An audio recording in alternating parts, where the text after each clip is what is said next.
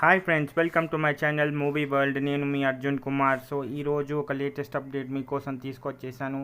So like and share, subscribe మర్చిపోవద్దు. So let get the video started my friends. Ram Charan పుట్టినరోజు సందర్భంగా mega అభిమానులందరూ చాలా ఆసక్తిగా ఎదురు చూస్తున్నటువంటి అప్డేట్స్ అన్నీ ఈ వీడియోలో ఉండబోతున్నాయి. అసలు విషయం ఏంటంటే, ఎంత కాలం నుంచో ఎదురు చూస్తున్నటువంటి చిత్రం గేమ్ చేంజర్. సో గేమ్ చేంజర్కి సంబంధించినటువంటి టీజర్ కానీ, ఫస్ట్ లుక్ కానీ, లేకపోతే ఒక the way of the movie అనే విషయంతో కానీ, ఆ సినిమాకి సంబంధించినటువంటి అన్ని విషయాలు రేపు రామ్ చరణ్ గారి పుట్టినరోజు సందర్భంగా దిల్ రాజు గారు తప్పకుండా ట్విట్టర్ ద్వారా కానీ, యూట్యూబ్ ద్వారా కానీ అభిమానులకి ఒక అప్డేట్ ఇవ్వబోతున్నట్టుగా చెప్పారు.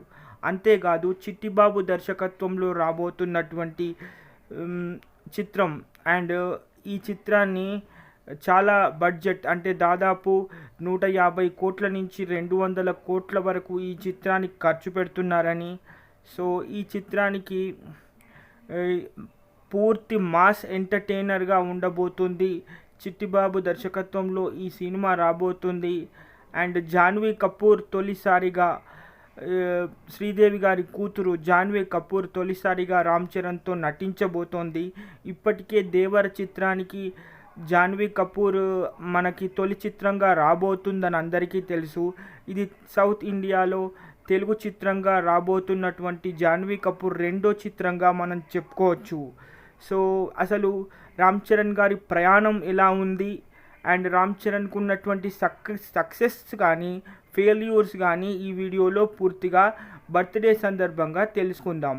సో 2007, 2008 కాలంలో వచ్చినటువంటి చిరుత చిత్రంతో రామ్ చరణ్ సినీ అరంగేట్రం చేయటం జరిగింది. పూరి జగన్నాథ్ గారి దర్శకత్వంలో గీతా ఆర్ట్స్ బ్యానర్లో దాదాపు 150 కోట్ల బడ్జెట్తో ఆ చిత్రాన్ని తెరకెక్కించారు అశ్విని దత్ గారు. అయితే పూరి జగన్నాథ్ గారి దర్శకత్వంలో వచ్చినటువంటి ఈ చిత్రం ఒక మాస్ హీరోకి కావాల్సినటువంటి అద్భుతమైనటువంటి ఎలివేషన్స్తో, అద్భుతమైనటువంటి బ్యాక్గ్రౌండ్ స్కోర్తో మణిశర్మ గారు చిత్రాన్ని ఒక స్థాయిలో నిలబెట్టారని చెప్పొచ్చు. సో అయితే ఆ చిత్రం సక్సెస్ అవ్వడంతో ఓవర్ నైట్ స్టార్గా అయిపోయాడు మన రామ్ చరణ్.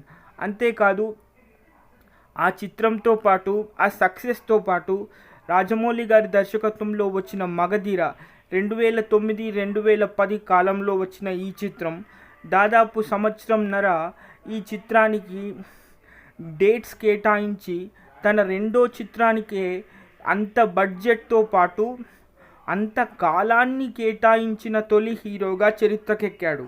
అంతేకాదు, అప్పట్లో మగధీర చిత్రం 50 కోట్లతో నిర్మితమవ్వడం, ఆ చిత్రం దాదాపు 150 కోట్ల కలెక్షన్లు సాధించడం అండ్ పంచదార బొమ్మ అనే సాంగ్ కాలర్ ట్యూన్లతోనే దాదాపు 5 కోట్ల రెవెన్యూని సంపాదించడం అనేది సినీ చరిత్రలో తొలిసారిగా చెప్పొచ్చు.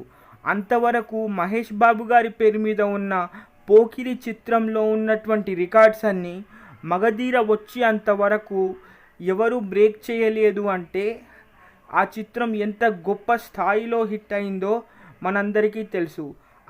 అంతేకాదు, ఇప్పుడు కాజల్ అని మనం ముద్దుగా పిలుచుకుంటున్నటువంటి మిత్రబింద ఆ చిత్రంలో తన నటనకు కానివ్వండి, జ్యూరీ అవార్డ్స్, ఫిలింఫేర్ అవార్డ్స్ కూడా కాజల్కి రావడం జరిగింది. రామ్ చరణ్ హార్స్ రైడింగ్ విషయానికి వస్తే అది నిజంగా ఒక ట్రెండ్ సెట్టర్గా చెప్పొచ్చు. అంతేకాదు, మెగాస్టార్ చిరంజీవి గారు ఒక చిన్న క్యామియో నటించి తన ఆశీర్వాదాలు తన కొడుక్కి అందించడం కూడా మగధీర చిత్రానికి హైలైట్గా చెప్పుకోవచ్చు.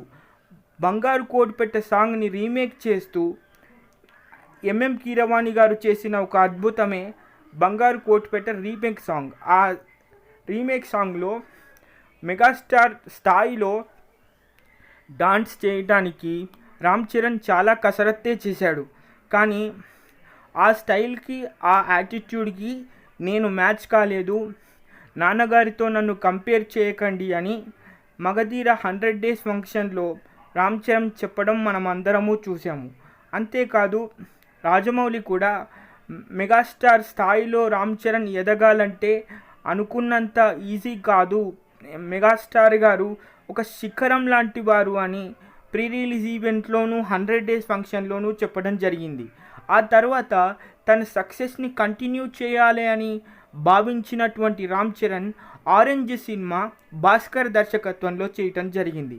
అయితే ఆ చిత్రం అనుకున్నంత లాభాలు తీసుకురాకపోవడంతో నిర్మాత అయినటువంటి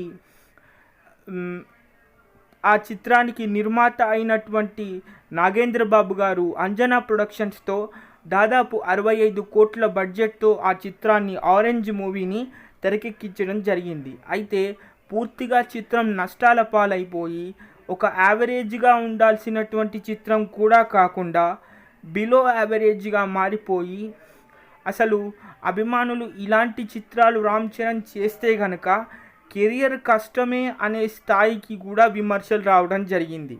అయితే అప్పట్లో ఆ చిత్రం హిట్ కాలేదు, కానీ చాలా అవమానాలే మూటగట్టుకున్న ఆరెంజ్ చిత్రం ఇటీవల మళ్ళీ రిలీజ్ చేసినప్పుడు దానికి సంబంధించినటువంటి పాటలు కానివ్వండి, సో జనాలకు చాలా క్యాచీగా ఉండడంతో అద్భుతమైనటువంటి రిలీజ్గా దాదాపు 5 కోట్ల రూపాయలు, సెకండ్ రిలీజ్ అయినటువంటి చిత్రానికి 5 కోట్ల కలెక్షన్లు రావడంతో చరిత్రలో ఇంతవరకు రెండో రిలీజ్ అయినటువంటి చిత్రం అంత రెవెన్యూ సాధించడం అనేది తొలిసారి అని చెప్పుకోవచ్చు.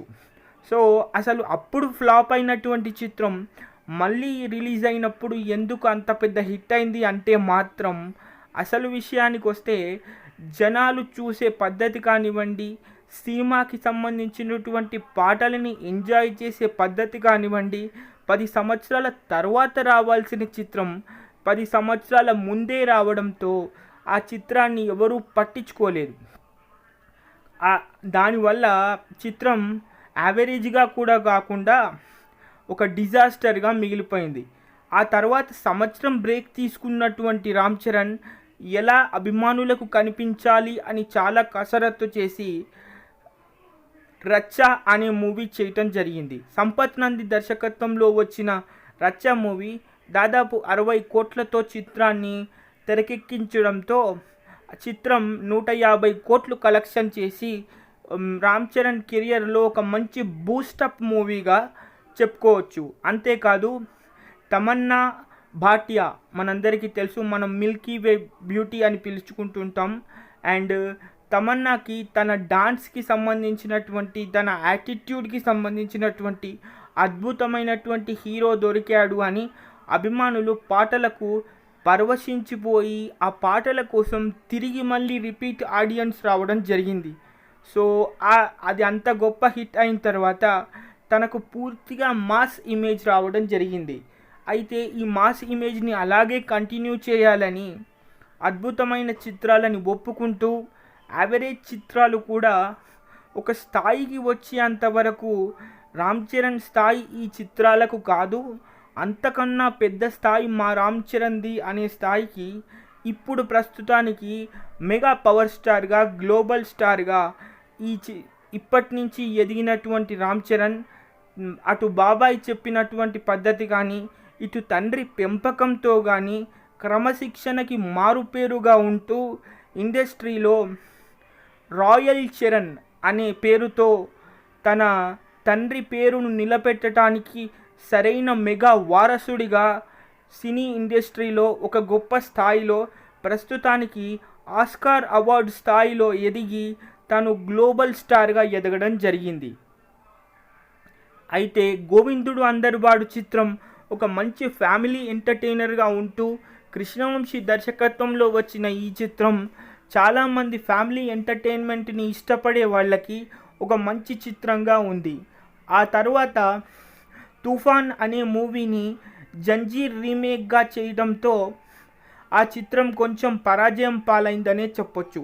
ఆ తర్వాత వెంటనే ఎవడు అనే ఒక చిత్రాన్ని చేసి ఒక నవల ఆధారంగా వచ్చినటువంటి ఎవడు చిత్రం ఇండస్ట్రీ హిట్గా నిలవడంతో అసలు రామ్ చరణ్కి తిరిగే లేని పరిస్థితి. ఇండస్ట్రీలో దాదాపు 150 నుంచి 200 కోట్ల కలెక్షన్లని అవలీలగా రామ్ చరణ్ తీసుకొచ్చే స్థాయికి ఇప్పుడు రామ్ చరణ్ ఎదగడం జరిగింది. అయితే చాలామంది మాట్లాడుతూ ఉంటారు, కథలు ఎంపికంలో కొంచెం ఆలస్యం చేసినా కానీ విజయాలు సాధించడంలో రామ్ చరణ్కి అంది వచ్చిన చేయిగా చెప్పొచ్చు. వినయ విధేయ రామ చిత్రాన్ని బోయపాటి సీను దర్శకత్వంలో రావడం జరిగింది. అయితే చాలామంది మాస్ ఆడియన్స్కి ఆ చిత్రం అద్భుతంగా ఉంటుంది కానీ ఫ్యామిలీ ఆడియన్స్కి మాత్రం ఎక్కువగా నచ్చకపోవచ్చు. కానీ పాటల విషయానికి, ఎలివేషన్ విషయానికి వస్తే నిజంగా చెప్పాలంటే వినయ విధేయ రామ కియారా అద్వానీ కాంబినేషన్లో రావడం జరిగింది. అది ఒక అద్భుతమైన చిత్రంగా చెప్పుకోవచ్చు. కానీ దాన్ని చూసే విధానంలో అభిమానులు చాలా తప్పులు చేశారు.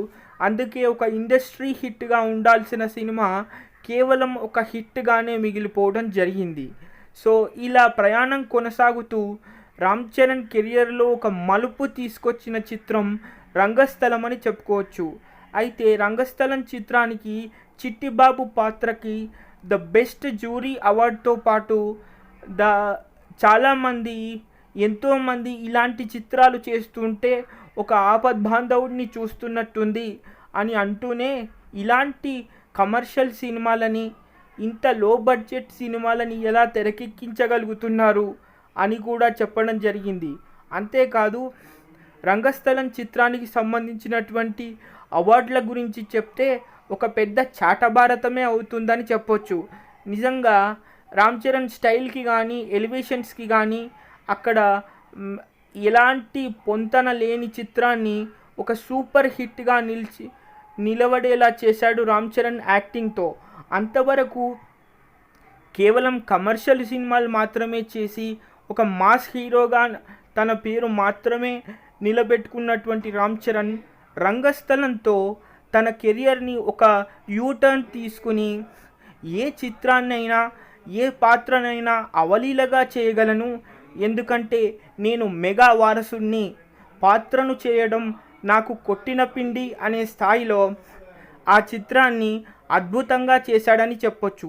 చిట్టిబాబు పాత్రకి నిజంగా ఎంతమంది ప్రశంసలు కురిపించారంటే పవన్ కళ్యాణే వచ్చి ప్రీ రిలీజ్ ఈవెంట్లో ఒక అద్భుతమైన హీరోగా ఎదగటానికి ఒక మైలురాయిగా ఉంటుంది రంగస్థలం చిత్రం అని చెప్పడంతో అభిమానులకి రామ్ చరణ్ యాక్టింగ్ వాల్యూ ఏంటో తెలిసింది. అంతేకాదు అసలు మగధీర చిత్రంతో ఉన్న సక్సెస్ని కంటిన్యూ చేయటానికి కొంచెం కాలం పట్టినా తిరిగి వెనకకి చూసుకోలేనటువంటి స్టార్డమ్తో ఎన్నో చిత్రాలు చేసినటువంటి రామ్ చరణ్ ఇప్పుడు చిట్టిబాబు దర్శకత్వంలో చేయబోతున్న చిత్రం కానివ్వండి, లేకపోతే శంకర్ దర్శకత్వంలో రాబోతున్న గేమ్ చేంజర్ కానివ్వండి, ఇండస్ట్రీ హిట్లుగా ఉండబోతున్నాయని అభిమానులు ఘంటాపదంగా చెప్పడం జరుగుతుంది. అంతేకాదు చాలామంది ఎంతో కాలంగా ఎదురు చూస్తున్నటువంటి కోవిడ్ టైంలో వచ్చి ఇండస్ట్రీ హిట్గా నిలిచినటువంటి RRR ద హైయెస్ట్ బడ్జెట్తో తెరకెక్కించి దాన్ని దాదాపు 250 కోట్లతో చిత్రాన్ని తెరకెక్కించినటువంటి దర్శకుడు. అయితే ఈ చిత్రానికి కావాలని రామ్ చరణ్ని లేదా జూనియర్ ఎన్టీఆర్ని తీసుకుంటున్నట్టు రాజమౌళి ప్రకటించడం జరిగింది. అయితే రామరాజు పాత్రకి నిజంగా ప్రాణం పోసినటువంటి రామ్ చరణ్ ఆ చిత్రానికి విజయం సాధించటానికి తన వంతు కృషి ప్రాణం పెట్టి నటించాడని చెప్పొచ్చు. అందుకే ఒక చిత్రానికి 1000 కోట్ల క్లబ్లో చేరి వరల్డ్ వైడ్ ఇమేజ్తో పాటు రామ్ చరణ్ని గ్లోబల్ స్టార్గా నిలబెట్టింది. సో రాబోయే చిత్రాలు ఎలా ఉంటాయో తెలియదు కానీ ప్రస్తుతానికి రామ్ చరణ్ మాత్రం ఒక పీక్ స్టేజ్లో ఉన్నాడు. ఎందుకంటే యాడ్ రెవెన్యూ దగ్గర నుంచి తను తీసుకునే రెమ్యునరేషన్ వరకు ఎక్కడైనా చరిత్ర సృష్టించడమే కాకుండా చాలా వ్యాపారాల్లో భాగస్థులుగా ఉంటూనే చాలా సంక్షేమ పథకాల దగ్గర నుంచి లేదా సేవా పథకాల నుంచి కూడా తండ్రి నుంచి స్ఫూర్తి చెంది ఎన్నో సేవా కార్యక్రమాలు, సంక్షేమ పథకాలు అభిమానులతో చేయించడంతో పాటు తాను నిజంగా మెగా వారసుడంటే ఇలాగే ఉండాలని స్థాయికి ఈరోజు రామ్ చరణ్ ఎదగడం జరిగింది.